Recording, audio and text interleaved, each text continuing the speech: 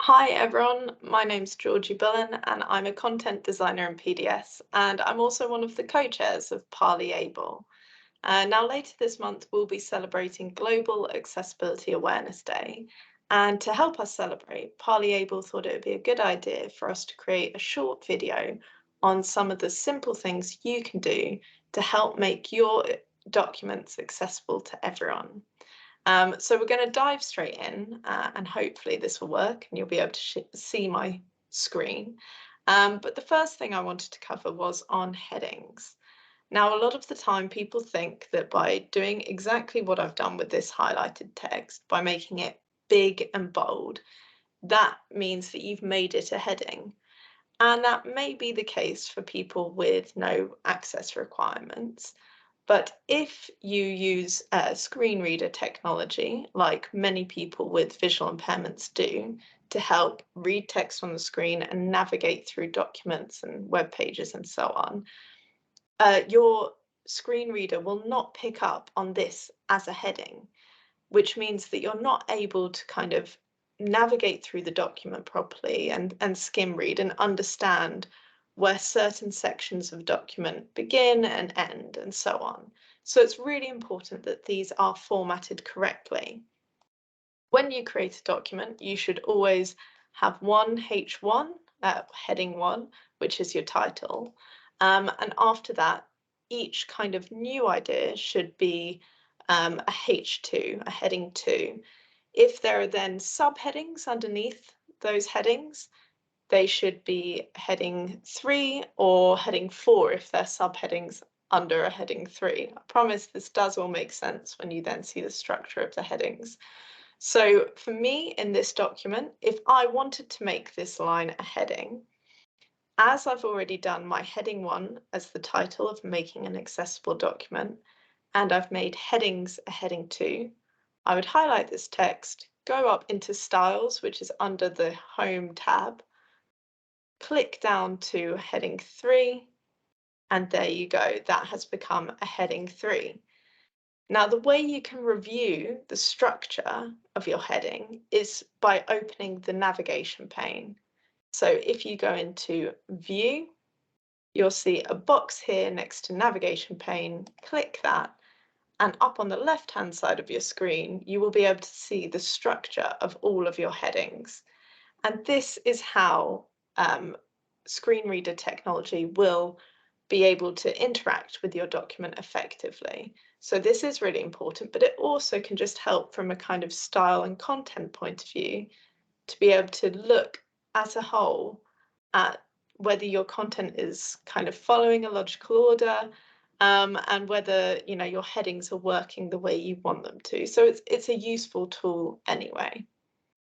But that's headings, very easy to do. And if you have certain fonts that you would rather your headings be in, when you go into that styles bar, you can right click on whichever heading and go into modify and change it. But do really consider what kind of font you use, because some are more accessible than others, which brings me nicely onto fonts.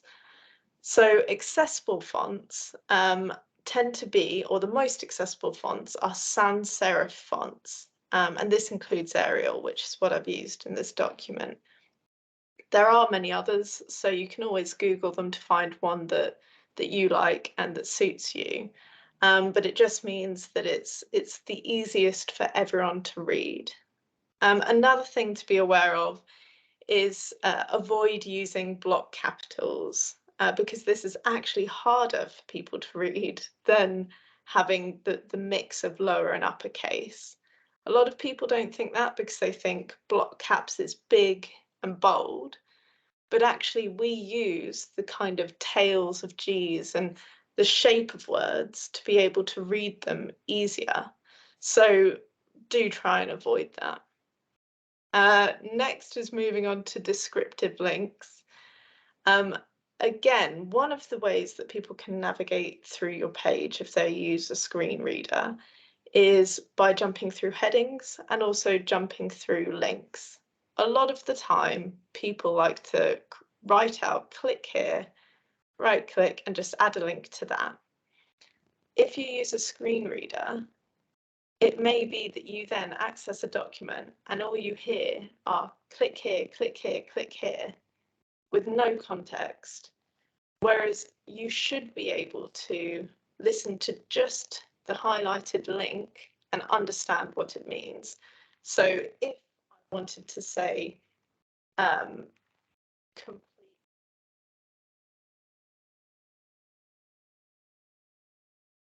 form, many people would write by clicking, and they would then highlight clicking here, or maybe even just here and link that, when actually you don't need that end of the sentence. Make your entire link complete this form, and that is then far more accessible. So do just try and think about, if I've created a link, would people understand what that link is to if they couldn't read any of the previous sentence? And always try and stick to that. Moving on to images. So we always talk about adding alt text to images. And again, this helps anyone who uses screen readers to understand what the image in the document is showing them. Now, the only thing I would say about this as well is that you don't have to add alt text to every image, because sometimes images are purely decorative. But I'll show you how to do both because it's very simple. All you do is right click on an image and go down to Edit Alt Text. You click on that and you'll have a box come up to the side. Let me just move this. So you can either, in this box, write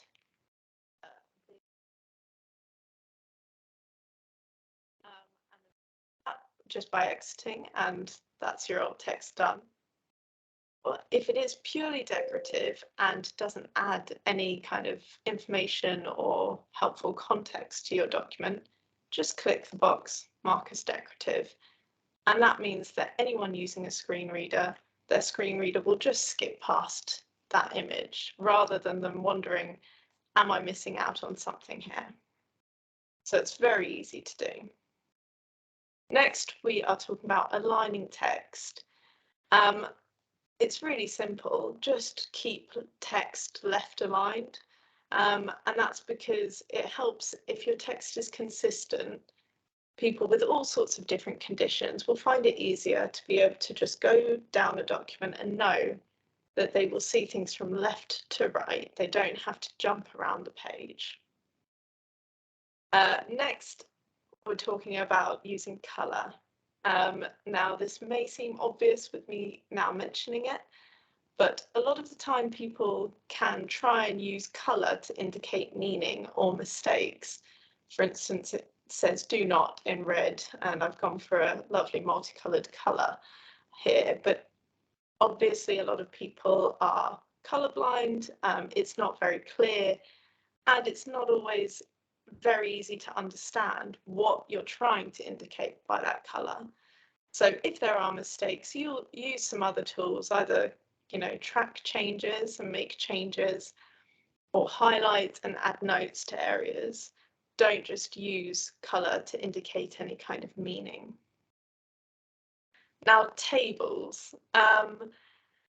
Lots of people like to use tables to just provide a nice structure to text, and actually really you should only be using tables if it is to kind of show different data and so on. Otherwise, you should try and use either kind of tools within styles, or you can help with your layout by going into the layout tab and using things like columns. But if you do need to create a table for any reason, then you should do two very simple things. So the first one is to give your table a title.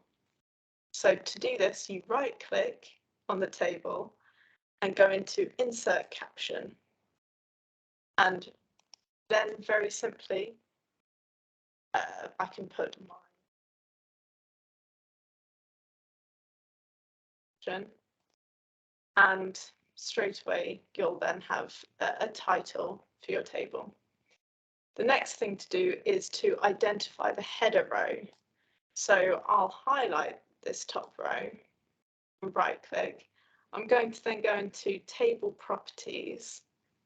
It's already got the row tab open for me, but you want to untick the allow row to break across pages and ensure that repeat as header row at the top of each page is ticked, and then simply click OK. Now, the reason for doing this is, again, to help screen reader technology understand and read out the table properly to any user. Because if you were to simply be listening to a table and tabbing through all the different information, it can get really confusing.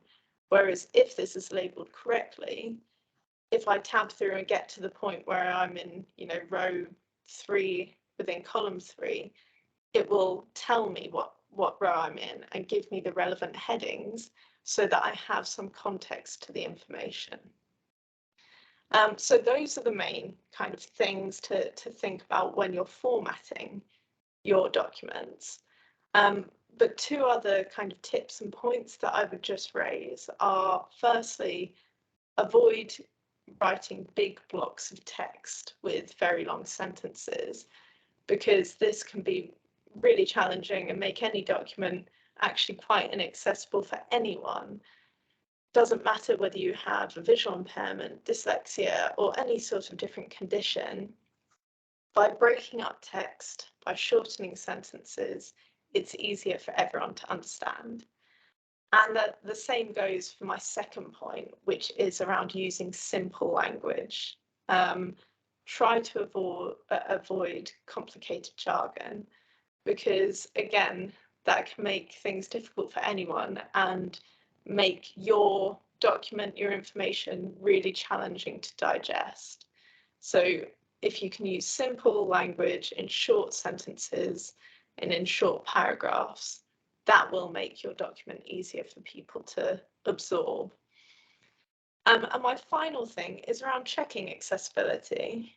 So before you share your document, you should always try and do a final check of accessibility by using the inbuilt accessibility checker in review. And while this doesn't pick up on everything, it will perform a basic check and flag any major accessibility issues. So as a bare minimum, I'd really encourage everyone to do this. So as I say, you go into review and it's very simply there. You can just check accessibility. And here, straight away, it's flagged that I've written do not and colour in silly colours, which has made it less accessible.